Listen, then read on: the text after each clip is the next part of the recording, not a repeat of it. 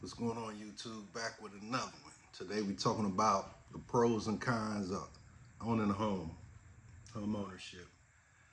Let's see, I bought my first house in 2000, so I've been a homeowner for 25 years, and let's just get right into it. The first thing, no particular order, I got 10 pros, 10 cons. The first one will be parking. I mean, we all know somebody who live in an apartment, and when you go to visit, it's always the riding around trying to find somewhere to park. Then they got designated parking for residents, limited parking for visitors, and we all know that routine. And there's no better feeling in the world to come home knowing you got a dedicated space to park, especially if you got a garage or even a driveway. I don't got a garage, but I got a driveway. And even if you got street parking, most of your neighbors is respectful enough to leave that spot right in front of your house open.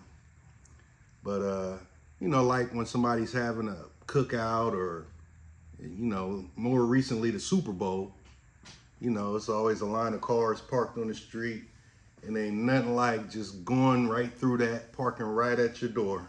Nothing like it. All right, let's see. Number two would be stability. I know so many people who were renting, more so a house, and the landlord decides to sell. Maybe they retired or just don't want to be a landlord anymore. And I'm sure every state is different, but in the state of Ohio, all they got to do is give you a 30-day notice and you got to get up out of there. So ain't nothing like having a stable place to call home where you know you ain't gonna have to worry about that issue.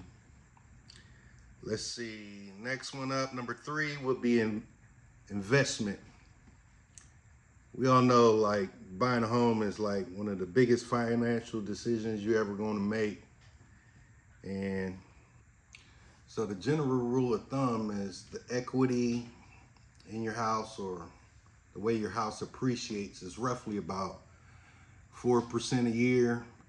I mean, even in my case, I bought this house I'm currently living in '04, and I bought it for 70 grand. It's worth a little over 200 grand.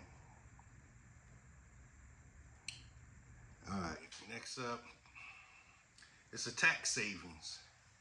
So all your state, local, and real estate taxes, when you file your taxes at the end of the year, usually comes right off. I know there's a cap. I want to say it's like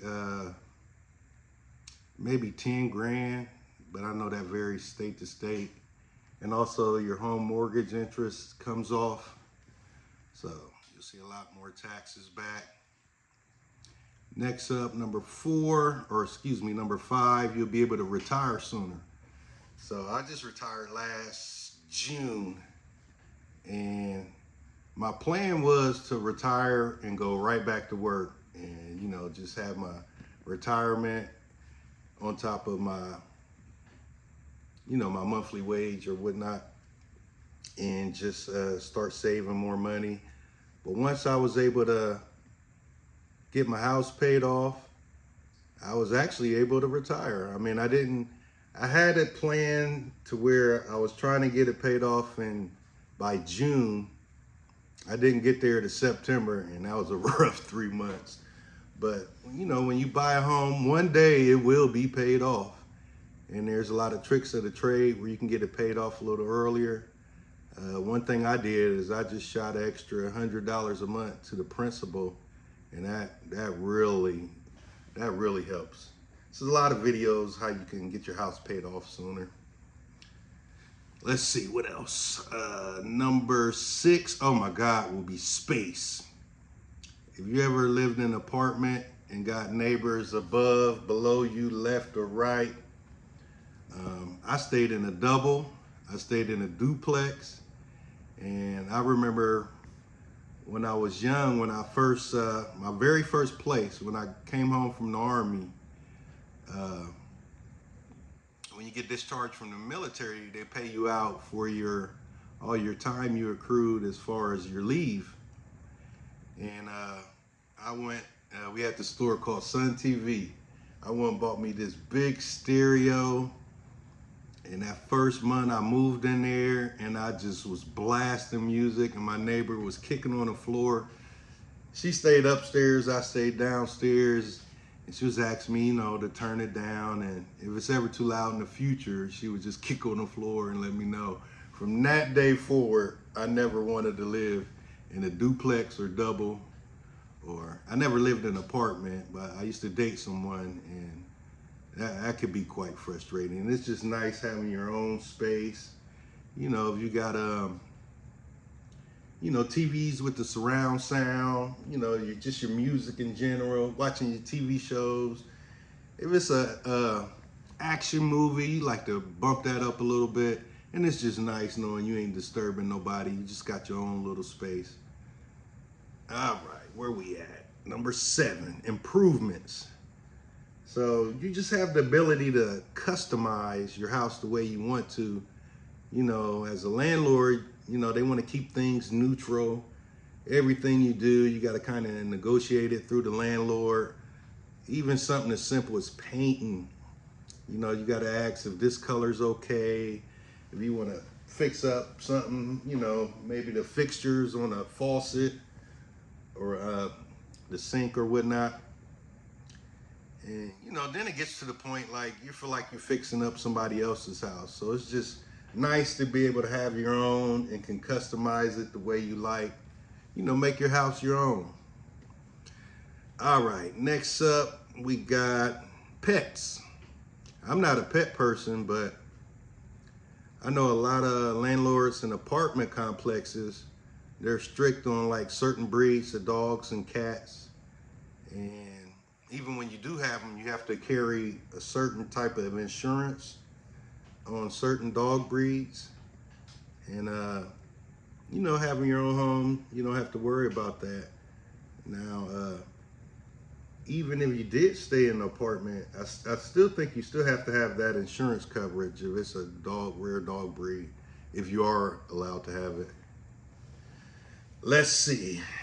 Next up, it's just pride. I mean, out of all things I ever did in life, that was the best feeling ever. Just knowing I was able to buy a home. I mean, the self-accomplishment it gives you. I mean, from the time I said I wanted to buy a house to where I was able to move in, it took me 5 years. I had to clean up my credit, save up money, and do all that kind of stuff. And last but not least is the keys. I tell you what, I'm 52 years old, and there ain't no better feeling I ever had living on this earth is when I left that office from closing and had those keys in my hand. Oh my God, I remember the first time I just walked to my car. I just held those keys. I mean, I was praying to the Lord. I'm crying, I'm happy. I mean, I immediately rushed over to the house. I mean, you've been in the house to look at it and do inspections and whatnot. But when it's finally yours, and I remember that first time I pulled up in the driveway, and I was getting out the driveway, walking to the door, had the keys in my hand, just putting that key in, opening the door. I mean, there's no feeling like that.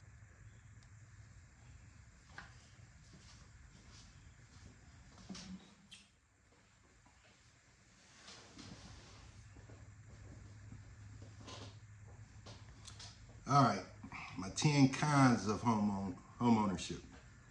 Number 1 will be maintenance.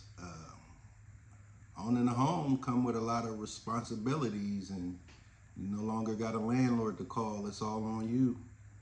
And once you move into your home, you kind of get to learn it. You get in a routine of the things your house needs to be maintained. Everything from like cleaning the gutters to like furnace filters.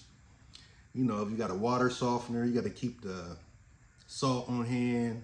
Your carpet wears down, it eventually need done. Things like that. Number 2 is repairs. Now, I know a lot of people think repairs and maintenance is the same thing, but I would say maintenance is more, routine things that need to be done. but it don't got to be done right away, not immediately. You know, your gutters, you off today, you don't feel like it, do it tomorrow, do it next week. You don't got to do it immediately. I mean, it got to be tended to, but not right this second. But it definitely got to be done. You know, your furnace filter, you don't feel like fooling with it, do it next week. You know, ain't no big deal. You change it every 3 months, another week or two ain't gonna hurt.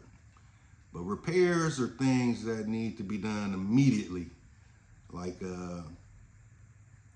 I had my refrigerator and microwave went out the same week. You know, something like your furnace, your central air, especially depending on where you live. If you're in Florida, you ain't in a big rush to fix your furnace, but you live in the Midwest or East Coast, you know, that's something that got to be done immediately. Um, Case in point, my dishwasher just went out um, the other day. Um, about a month ago, I went to take some dishes out and I noticed the water didn't drain, so I had to break it all down. It ended up being the strainers was plugged up. So it took me about 3 hours to break that all down, clean the strainers. And when I had it all broke down, something just told me, just go ahead and get a new one. And I wish I did, because now it won't even come on. So I got 2 more months out of it. But you know, I got it the year I moved here in '04, so I got 20 plus years out of it. I should have just replaced this. Now I got to do that all over again. All right, number 3, yard work. Oh my God, ain't nothing more frustrating than having your off day and gotta wake up and do yard work. I mean, whether it's cutting grass, raking leaves, shoveling snow. You know, then you got people with a green thumb. They like to go out and plant flowers and whatnot. And you know, on top of that, you gotta have equipment to maintain it. You need, I don't know how many lawnmowers and weed whackers I done been through. I mean, you just got to weigh it out. I mean, because as you get older, you're going to realize that time is more important. You know, I'd rather spend a couple bucks. You know, I haven't cut grass or did none of that in 10 years. I remember my last lawnmower went out. I already put it in the shop once. I already bought a couple. I just got sick of it. And I noticed this guy comes through and cuts a couple of my neighbor's yard. I went and approached him and asked him to give me an estimate on mine. And I told him, every time you come cut their grass, cut mine. And now he do snow removal. And he's real reasonable. I just, you know, if you're young, some people enjoy it. I used to have a coworker, Steve. That was his pride and joy. That was his favorite pastime. He loved cutting that grass. I mean, he looked forward to off day going home and cutting that grass. Now I can't stand it. I used to date a lady and she stayed in an apartment. I used to stand in the window when they would cut the grass. I'm like, oh my God, I'm so glad I don't got to do that. All right, number 4. It's a big one. You're changing payment. So we all know your mortgage payment consists of principal and interest, your property taxes, your insurance, and your PMI if you got that. So your PMI, and I'm speaking from a fixed rate. I never had adjustable rate, so I can't speak on that. But you know, your PMI is going to stay the same. Your property taxes are going to go up. The year I moved here, my property taxes was $1,090 a year. Fast forward to 2025, $2,650. So that's going to make your payments go up. Your insurance is going to gradually go up every year. And if you ever have to file a claim, that's going to make your insurance go up. Your PMI, I know once you get to a certain stage of your mortgage or get your equity up X amount, you can request that be taken off. I went conventional this last go round, so depending on your credit, you might not have to get it at all. But you always got to be leery of that payment going up. I think when I first moved here, my mortgage payment was originally $580 something, and my last payment, it was up to $870, almost $900. just from the insurance going up, the property taxes going up, just from them two alone. All right, next up, you're gonna always have to have an emergency fund. You know, to cover repairs. One of them hurricanes from Florida, you know, by the time it get up this way, it's just wind. Blew off some shingles. I went outside one day, I had all these shingles in my yard. Had to get a guy come out to replace the shingles. That was a couple $100, you know. And the way I've always done it is always looked at my most expensive repair I can have in this house that I can't fix myself. And that's always been the roof. So I don't have a real big house. And so my thing was have $3,000 in your emergency fund. I never quite had it, but that was my goal in case I had to replace the roof. And I got a guy that works in, he works for his furnace company, and he gave me a good deal when I first moved here and replacing my furnace. He did some work on my central air. So about $3,000, you know, you get to know people over time, and you know, you get their number. If you know they specialize in a certain repair, you keep them numbers on file because you're gonna need them. Better than calling a main company come out and give you a price. So always had that emergency fund. And I remember in '07, Hurricane Ike came through here, and it brought like 70-mile-per-hour winds, and our power went out. I ain't had no power for 5 days. So, you know, luckily that week it wasn't hot. I believe that was September, if I'm not mistaken, '07. It wasn't too hot. So my mom stayed around the corner. I would go over there. We would go over there and charge up our phones and everything we needed to charge up. But if worse come to worse, you might have to get a hotel for a couple of days. You know, so it's very important to have that emergency fund. All right, number 6 is moving. I'm going through this right now. As you know, I'm trying to sell my house and move to Vegas. So step one in moving out there is I got to get this house sold. So my plan was to be out of here last year, 2024, September. My birthday, I was trying to be out of here before the winter got here. And I just had a little bit more work to do than I thought I did. And I just didn't make that deadline. But if you ever, you know, get that feeling that you want to move somewhere else, you got to sell your house. So make sure it's a decision when you buy a house that you plan on being there for a while. And that was one of the reasons I wanted to start a YouTube channel, is because, you know, I bought 2 houses, but I never sold a house. And I don't know the process of doing that. You know, I just been getting everything fixed up first, and I feel I'll get a realtor in here and tell me anything else I need to do and whatnot, and go from there. But yeah, be cognizant of that. All right, number 7, your down payment and closing costs. Now, there's a lot of programs out there, especially for first-time home buyers. Both of my houses, my first house, I got the first-time home buyer, so I didn't have to pay a down payment, but I did have to pay closing costs. And I want to say it was both time. One time, the first one was about between $3,000 and $4,000, and then this one was between $4,000 and $5,000. And then, you know, some people whose credit ain't as good, you gotta have that down payment, and that can be anywhere from 3% to 20%. So, you know, you gotta get your savings together, and it's a big upfront cost to buying a house. And, you know, they even got programs to help you with your down payment and closing costs if it comes to that. Like I said, I benefited from both. Usually you got to qualify. You can't make over X amount of money. But there's all kind of programs. Just Google it in your area, see what you come up with.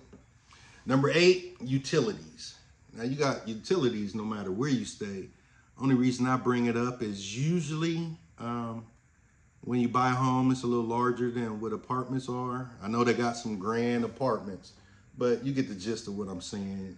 So your utility bills are going to be a little higher. And another thing to be aware of is a lot of places, Like the lady I dated, everything was all electric, so she just had the one electric bill. So you might go to where your furnace is gas, your stove might be gas, and you know some things are electric, so you're gonna have an electric and a gas bill. So just something to be aware of. I always said when my hot water tank went out, I'm gonna switch it to one of those what do they call it? The furnaces where you never run out of water. Uh, what do they call it? Tankless. Because when I had to change my furnace filter, it was right behind my water tank, and I can never get it in there without bending it all up. So just something to be aware of. Number 9 is risk. With anything you buy, there's a risk. Uh, I remember not too long after I first moved here, we had this big ice storm, and it was ice all in the gutters, and it pulled one of my gutters down. It got on one of my sections of fence, broke the fence down, and you know, just there's always risk. You know, like I said, that wind blew the shingles off, some of the shingles off. I've seen where hail damaged siding, things like that. And your insurance sometimes do cover those things, but if it's under X, you got to weigh it out. If it's under X amount of money, it's better to just come out of pocket if you can to keep from filing a claim, because those will make your insurance rate skyrocket. You know, leaning back more on that emergency fund. And number 10 is the property tax. And I know I covered some of property tax and the changing of the payment, but there's a debate where like, and I agree to a point, but once you pay off your house, they say it never feels like you paid off your house because you still got, what they're talking about is the property tax. Like I said, mine is $26.50 now a year. So it just feels like you never have it paid off. But my thing is no matter where you stay, you're gonna have to pay that tax. I mean, if you living in an apartment or somebody's houses, you're paying that tax. It's just included in the rent. For example, say I rented my house. Say hypothetically, I needed to clear $1,000 a month to rent my house. Well, my property tax is $26.50. That's roughly about $220 a month. So guess what? The rent gonna be $12.20. You paying it one way or another. All right, I know that was a lot to digest. If anybody want to go over one of these pros or cons, just hit me up in the comments. Maybe we'll have a follow-up or get more into it in one section or the other, whatever need be. I'm here. All right, thanks for watching. Consider subscribing. All right, give me a shot. All right.